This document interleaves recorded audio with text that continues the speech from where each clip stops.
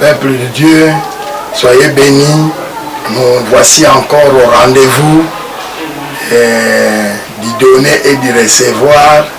Nous voulons donner la parole, que vous allez recevoir la parole de Dieu, et cela nous fait beaucoup de bien. Prions le Seigneur. Tendre Père, nous voulons te bénir, te louer, te glorifier. Merci Saint-Esprit.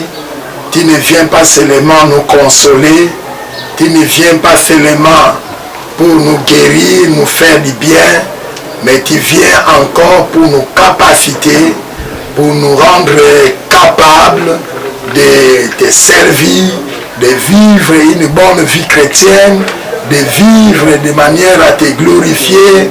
Oh Seigneur notre Dieu, merci. Maintenant encore, tu viens nous éclairer, nous parler dans la parole de Dieu. Communique à nous encore en nous tes pensées. Nous voulons connaître tes pensées. Oh notre Dieu, que ces instants soient bénis, et que ton esprit puisse nous guider en tout. Au nom de Jésus. Amen. Bien-aimés dans le Seigneur, le passage que nous voulons étudier aujourd'hui se trouve dans 1 Pierre chapitre 4, verset 14. Nous lisons la parole du Seigneur au nom de Jésus-Christ.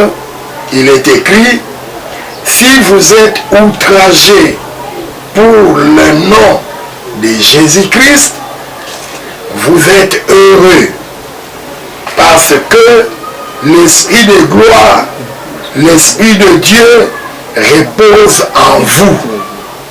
Voilà, vous allez réclamer qu'on ne devait pas arrêter les messages sur le Saint-Esprit. On dirait qu'on était trop vite parti en besogne, on devait y revenir.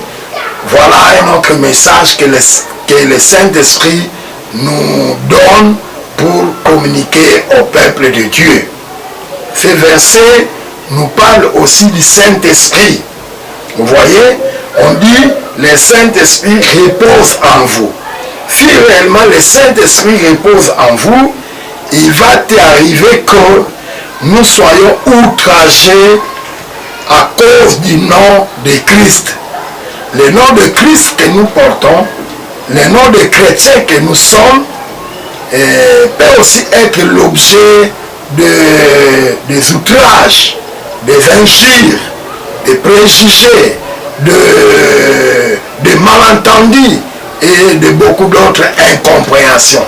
Ne soyez pas surpris, peuple de Dieu, de pouvoir nous en sommes surpris. Mais comment, qu'est-ce que j'ai fait? Quel mal ai-je commis pour que je puisse subir ceci ou cela? Parfois certaines injustices, certaines choses que nous sommes en train de subir, nous sommes en train de les subir simplement à cause du nom de Christ, à cause du nom de Jésus, à cause du nom de notre foi, que nous sommes outragés et des fois injuriés, critiqués en mal à certaines personnes à cause de cela. Mais, peuple de Dieu, la Bible dit, si vous êtes outragés à cause du nom de Christ, sentez-vous heureux. Vous êtes heureux, vous êtes bénis, car nos prédécesseurs sont passés par ces chemins-là. Ils ont été outragés, ils ont été flagellés, ils ont été même emprisonnés, ils ont été révoqués de services, beaucoup de choses à cause de leur foi. Oh, si vous êtes outragés, si vous êtes persécutés, si vous subissez des injustices à cause de votre foi, dites-vous que vous êtes heureux. Ce n'est pas moi qui le dis, la parole de Dieu le dit nettement et clairement. Mais ma préoccupation aujourd'hui en réalité, je vais vous parler sur les appellations du Saint-Esprit. Les appellations du Saint-Esprit. Le Saint-Esprit, nous l'avions dit la fois passée, quoique dans un des versets nous avons dit et nous avons lu, il est écrit, vous recevez une puissance. Nous avons dit, le Saint-Esprit n'est pas une puissance, mais le Saint-Esprit étant tout puissant, parce qu'il est tout puissant, il est Dieu. Alors quand vous le recevez, il nous accorde une puissance de sa part, une portion de puissance qui est à notre mesure de notre foi, il nous donne pour nous rendre capables de faire ce que nous devons faire. Le Saint-Esprit, donc, n'est pas une puissance, n'est pas une chose, mais le Saint-Esprit, c'est la troisième personne de la Trinité. Troisième personne de la Trinité. Nous avons Dieu le Père, le Fils et le Saint-Esprit. Donc, le Saint-Esprit n'est pas une chose, mais le Saint-Esprit, c'est une personne en Dieu. Il y a la Trinité, Dieu le Père, Dieu le Fils, Dieu le Saint-Esprit. Et donc, le Saint-Esprit, là, il est Dieu. Il est la troisième personne de la divinité ou de la Trinité. Je dirais ça comme ça. Ok. Et donc, le Saint-Esprit, là, il a aussi plusieurs appellations. Quand nous lisons l'Ancien Testament, nous lisons le Nouveau Testament, mais mon étude s'est focalisée plus au niveau du Nouveau Testament. Je voudrais vous relever ici 15 appellations du Saint-Esprit. Donc, le Saint-Esprit est appelé l'Esprit de l'Éternel. Il est appelé l'Esprit de Jésus. Il est aussi appelé l'Esprit du Seigneur, l'Esprit du Père. Il est aussi appelé l'Esprit de vérité, l'Esprit de vie, l'Esprit de foi, l'Esprit d'amour, l'Esprit de force, l'Esprit de sagesse, l'Esprit de grâce, l'Esprit de gloire, l'Esprit Saint, le Consolateur, l'Esprit de Dieu. Voilà 15 manières, 15 façons nous pouvons appeler le Saint-Esprit. Quand vous lisez les Écritures, particulièrement le Nouveau Testament, que vous rencontrez ces appellations, dites-vous qu'on est en train de parler du Saint-Esprit. Alors le verset qui est le nôtre de ces jours nous a dit que nous serons outragés à cause du nom de Jésus-Christ, et une fois cela nous arrive, nous ne devons pas être tristes, nous ne devons pas abandonner notre foi, mais nous devons nous encourager et nous sentir heureux. Et dans ces versets, on appelle le Saint-Esprit l'Esprit de gloire, Esprit de Dieu. C'est toujours le Saint-Esprit. Et l'auteur dit, si on vous outrage à cause du nom de Jésus-Christ, cela montre réellement que l'Esprit de Dieu repose en vous, que l'Esprit de Dieu habite en vous, que l'Esprit de Dieu est fonctionnel en vous. Donc, frères bien-aimés, un type de vie de plaire aux gens, non. Nous ne sommes pas des saïsaïs, nous ne sommes pas des comédiens, nous ne sommes pas les gens pour faire plaire aux gens, rire aux gens, mais à cause de notre position de la foi, à cause de notre relation chrétienne, des fois certaines personnes ont droit de nous haïr, de nous outrager, de nous maltraiter. Et quand cela nous arrive ainsi, bien-aimés, sachez que vous êtes heureux et vous devez en être fiers.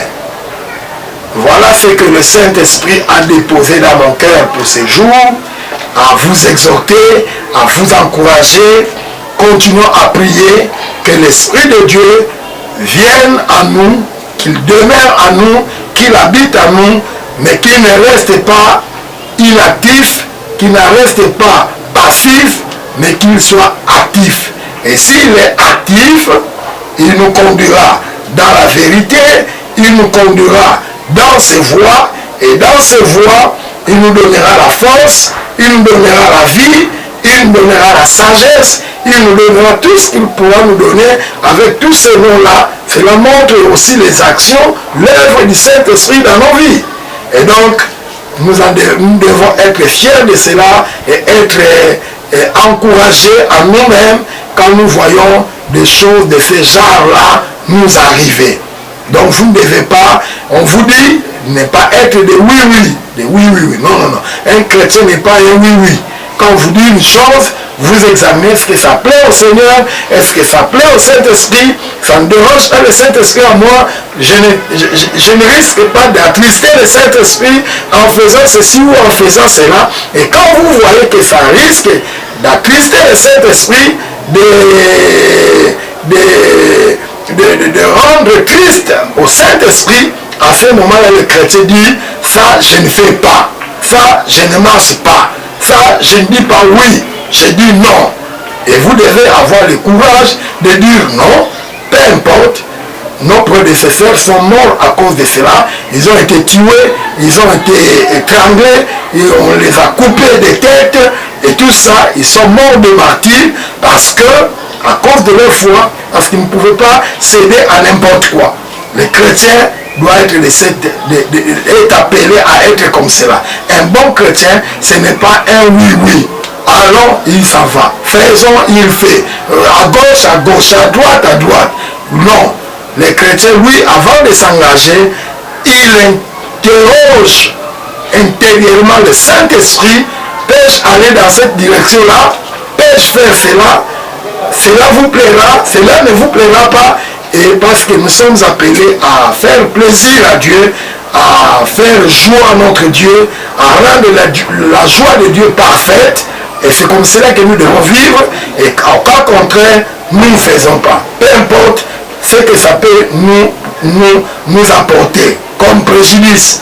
Peut-être que c'est une autorité, peut-être que c'est un supérieur, peut-être que c'est je ne sais qui il est, mais s'il nous amène sur une voie qui est en contradiction avec notre foi, pour attrister le Saint-Esprit, pour déranger votre foi chrétienne, vous devez chercher des stratégies ou carrément être rigide, absolu, dire non, pas ça, pas ça. Et si ça vous apporte outrage, vous êtes heureux.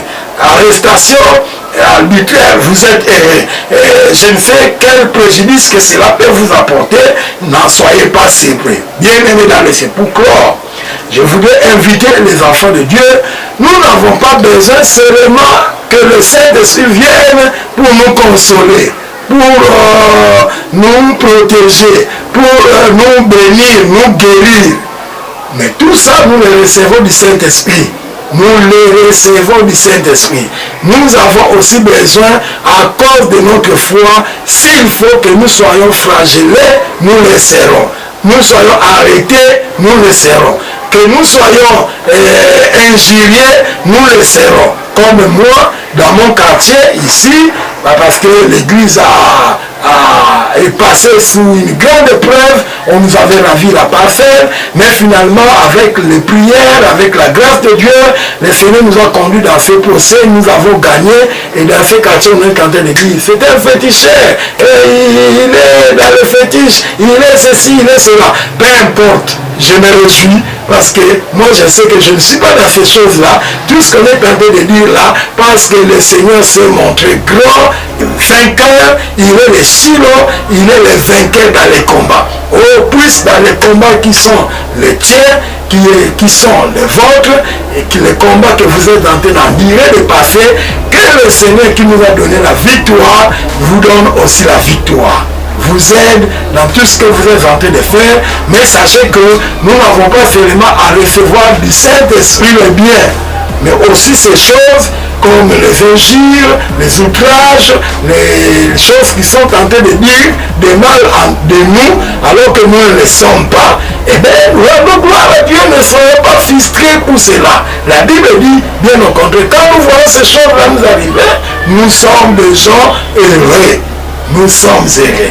Que Dieu vous bénisse.